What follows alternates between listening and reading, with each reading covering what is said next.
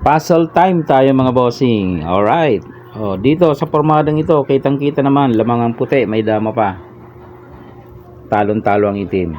Okay? Pero ang rules nito mga bossing, unang sulong sa puti, entre dama ang itim. Ibig sabihin, pag nakadamang itim ay panalo na itim. No? Ang puti po ay pataas, yan. Ang itim ay pababa.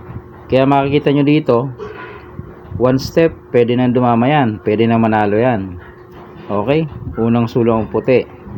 Kung sumulong dito ang puti, panalo na si itim. Kasi yun ang partida eh. Makadama lang, panalo na.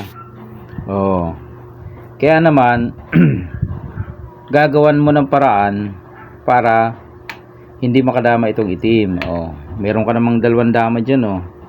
At marami kang piyon, lamang ka. 2, 4, 6. Ang itim naman ay 5. Yun lang ang problema mo. Paano mo pipigilang makadama itim, no? Yan naman ang ating i-share. Okay? Pwede nyo i-post ang video and then i-analyze at kung paano nga ba hindi na makakadamang itim. 10 seconds mga bossing. Okay.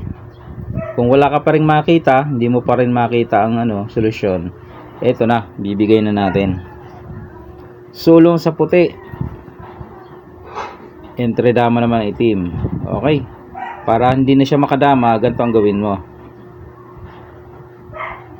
Pakain mo yan. Okay.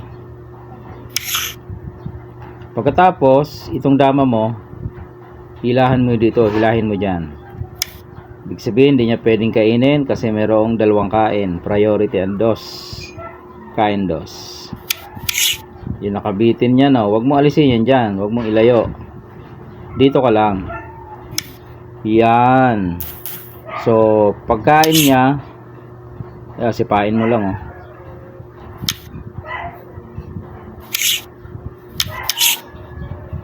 yung 3, hindi talaga makakadama yan. Puro bigay ang mangyayari niyan eh. Dito siya, dito ka. Dito siya. Kitang kita na. Alright. So, yun. Mga bossing, isa na namang magandang puzzle ang ating naibahagi sa inyo, no? Entre dama puzzle. Sa unang tingin parang mahirap, pero may solution eh, kaya magagawa ng paraan. Alright. Ayan na mga bossing. I-save mo na yan.